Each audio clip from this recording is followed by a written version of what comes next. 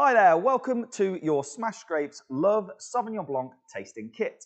Coming up, you'll see our 6 drink-along videos with a little bit more info on all the wines in your kit.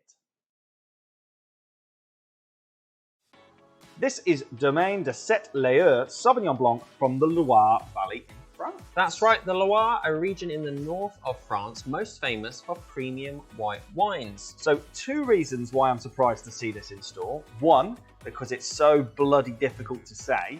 And 2, the Loire, that's a region steeped in tradition and wine snobbery. Isn't that everything that we stand against? Well, you're not wrong. The Loire is a region much loved by wine snobs, its most famous wines being the rather pricey Sancerre and Poulet Fumé. However, we're here to tell you that if you do want to buy wines from those premium traditional regions, there are a few good value gems to be found. This one being Sauvignon de Touraine, or Sauvignon from the Touraine sub-region of the Loire. Within the sub-region of Touraine, there are also a collection of smaller appellations. Some of the famous ones include Chinon, where you find mostly reds, and Voucher, which you may have heard of, one of the most popular regions for Chenin Blanc. Touraine really does focus, however, on Sauvignon Blanc. And if you love these very clean, crisp flavours of Sancerre or Poulet Fumé, then this is the wine for you. It sounds good. And for those of us who haven't tried much Sancerre, but do love Sauvignon Blanc, how does this style of Sauv compare to, say, New Zealand?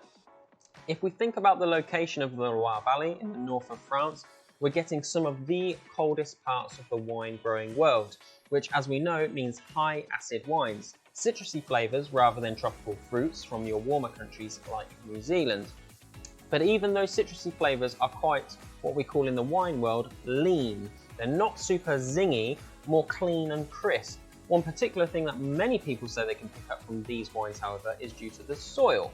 The Loire has some of the chalkiest soils found in wine growing. Now, normally we would say that the impact of soil on the flavour of the wine is minimal to non-existent. But with these wines, there really is a stony or minerally flavour to them. Not that I recommend licking pebbles to find out. I mean, okay, so what's that Domaine de Sept-Lieues all about? You know, do the French just like to give us a mouthful when we're saying the wine as well as drinking it? Yeah, so basically this means area of 7 leagues. This wine is a collab between 7 winemakers in the region who are all 7 leagues apart from each other. An old unit of measurement before the French took on the metric system. Oh, very poetic. And what am I pairing this poetry with? I know it's not for everybody, but this region is also the home of chèvre, the famous goat's cheese. If you're into goat's cheese, they are a match made in heaven. If not, well, it's a great patio wine. I mean, goat's cheese it is. Cheers.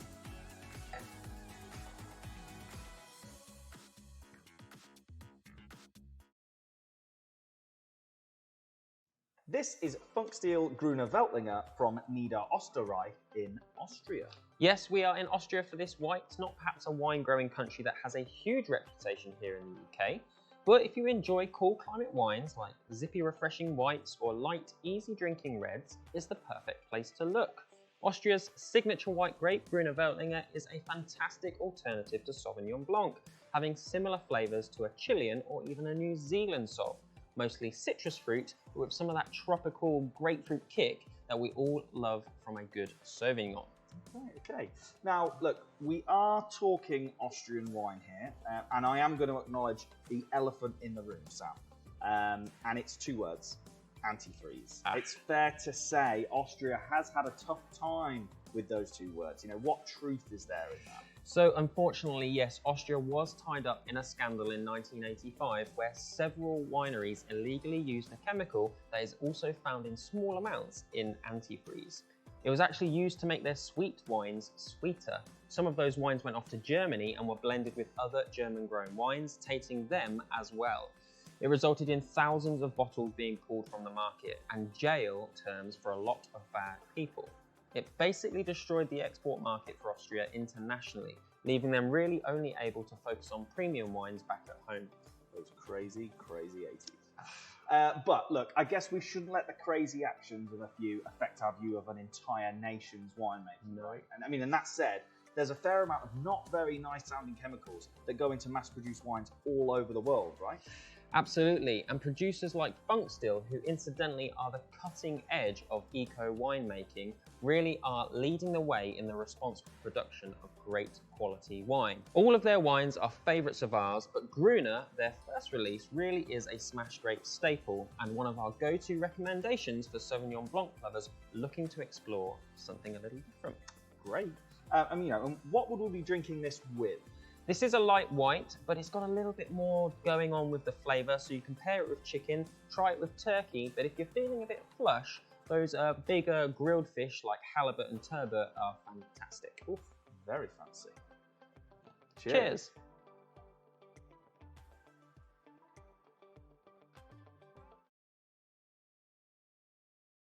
This is Costavera Sauvignon Blanc from the Central Valley in Chile. That's right, if you are a Sauvignon Blanc fan and you haven't visited the Chilean whites, you are definitely missing out. Often considered just a cheaper alternative on your wine list to say a New Zealand Sauv, these wines are great in their own right, as well as delivering great value for money. They also offer a very Chilean trait, amazing drinkability. Now, I've heard talk of this drinkability before, Sam. Just what the hell are you talking about? Because as far as I'm concerned, I have no issue with my ability to drink large quantities of really any wine that's half tasty. Is it just some random made-up term, or is there something really behind it? So drinkability really is a thing, and what it really is referring to is a balance of flavours that make it easy to drink. They can be broken down into two key elements, acidity and tannin. Tannin really is only relevant to reds. They make the reds feel fuller-bodied and offer all sorts of flavours, but too much can really wear on the taste buds. The same goes for acidity. Take a classic New Zealand Sauvignon, lip-smacking, gum-tingling acidity with loads of zingy fruit flavour. Lots of us love it, but too much of it can be an assault on the tongue. Wines with great drinkability have these components, but they are able to balance them with fruit to soften them slightly and just make the wine easier on the palate. A bit like a session beer then. They tend to be lighter in flavour and alcohol, so you can drink a load more of them. Why are the Chileans so good at that? Well, just like anything when it comes to good winemaking, it's about working with the weather and climate of the region you are in. What Chile has, due to its unique geography, is the heat of being near the equator, the cooling sea winds of the Pacific, the currents of the Antarctic, but their not so secret weapon is altitude. They can choose how far up the nearest mountain they want to plant the vines to really turn the dial on the temperatures that those grapes are grown in. The higher up, the cooler they are, and the more acidity they will maintain, offering them complete control on the flavour of the wine. That all sounds very good. What are we drinking this one with then? This particular Sauv really has those greener, herby flavours you get from cool climates. Fantastic with, say, Thai green curry. Sounds like a winner to me. Cheers. Cheers.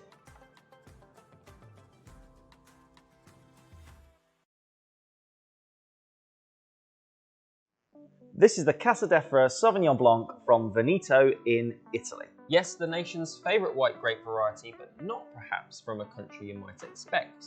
Veneto in Italy is home to some pretty famous white wines, Pinot Grigio, Soave, and of course Prosecco, so there's no reason why it couldn't grow Sauvignon Blanc, another white grape that does well in cool to moderate climates like in northern Italy.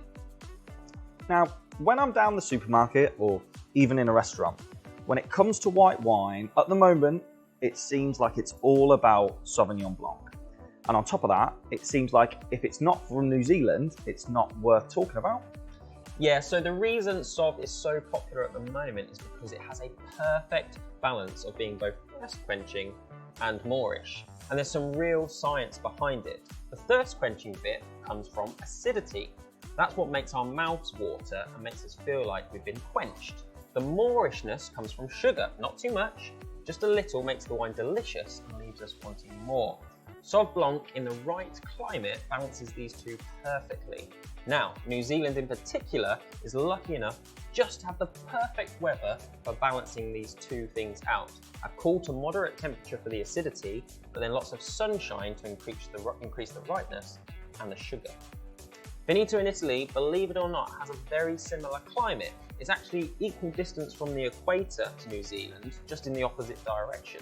It's surrounded by water like New Zealand, and it's got all the mountains like New Zealand. And as a result, the Sauvignon Blanc it produces is very similar. Yeah, look, I love it. You know, really getting those zingy vibes from that acidity, but then the fruitiness from the sugar really does make you want to just keep on drinking. But if I were to pause for something to eat, what are we thinking? Sauv, as well as being fruity, it has quite a green herby flavour to it. So pair it with anything with really herby sauce, like pesto or those fish cakes you get with the old school parsley sauce. Now we're talking. Cheers.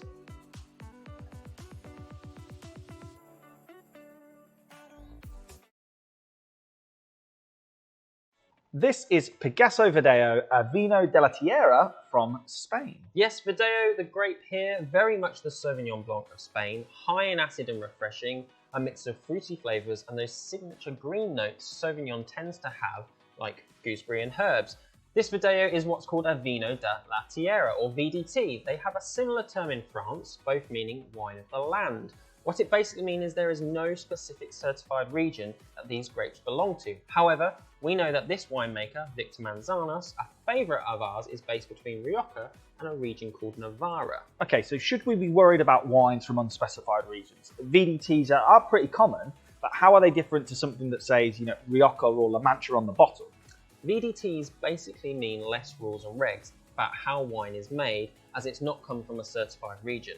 However, if you know who's made the wine, you know the quality of the practices they use. That's why if you are going to buy VDT wines, it's great if you can speak to the retailer about where it comes from. Okay. I mean, it's a great intro to Verdeo, and if I'm a Sauvignon lover, is there anything else I can find kind of with this Spanish equivalent? For sure, the region of Rueda, which cuts through the central west of Spain and links up with Portugal's Douro River, is famous for fantastic Verdeo. You will often, in fact, find it blended with Sauvignon Blanc throughout Spain, as they go so well together. Verdeo has this almost sparkling-like acidity, which some people say makes the wine almost crunchy, similar to the French styles of Sauvignon Blanc like Touraine or Sancerre, rather than your big fruity styles like New Zealand. Okay, sounds good. I mean, an absolute patio wine, or can we match it up with foods as well? Definitely a great patio wine, super chilled in the sun. However, just like Sauvignon, Verdeo does go great with white cheeses like feta, goats or ricotta, also asparagus or any green veg for that matter.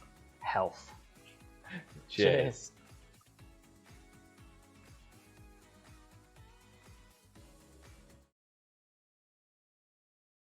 This is Umbrella Sauvignon Blanc from the Ville Timișoara region in Romania.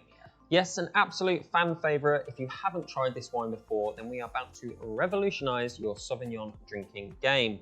From one of our favourite producers, Crema Cass in Romania, these guys do all the international varieties well, but their Sauvignon really stands out. Yeah, we've said it before, haven't we? If you enjoy all the major international varieties and you're looking for a region that delivers value and flavour, these guys in Romania really are exceptional. The winemaking areas in this part of Romania share a lot of similarities with France, especially Burgundy. That's where you get that great flavour. But to get great value, what these guys have that France doesn't is consistency in the climate. Being landlocked, Romania isn't victim to so many freak weather changes as France, and ultimately that affects the price of wine, you know, even in good and bad years. That's absolutely right, and the winemaking itself is state of the art. This is no mum and pop operation. Crema Cass leads the way in winemaking innovation. And one of the things they have managed to do exceptionally well with this Sauvignon is master that blend of sweetness and acidity. Now, when you say sweetness, that does get me worried because Sauv lovers definitely aren't going to want a sweet wine, right? No, definitely not. This is no sweet wine, but all wine contains a tiny amount of sugar. It's made from ripe fruit after all. What the guys at Crema Cass do is take what is naturally a very dry, high acid wine, which we love because that's where we get the refreshment from, and just retain a tiny bit more natural sugar than most Sauvignons do. This makes the wine not sweet, but deliciously moreish. I mean, get this nice and chilled and you will not stop drinking it until a warm summer's evening. And you know, when we're not stopping drinking it, what are we having with it? For me, this is such a great patio wine or something to crack open because of the price midweek with friends. I'm not going to pair it with a meal, but what I am going to say is any salty nibbles, lovely. Oof, can't wait. Cheers.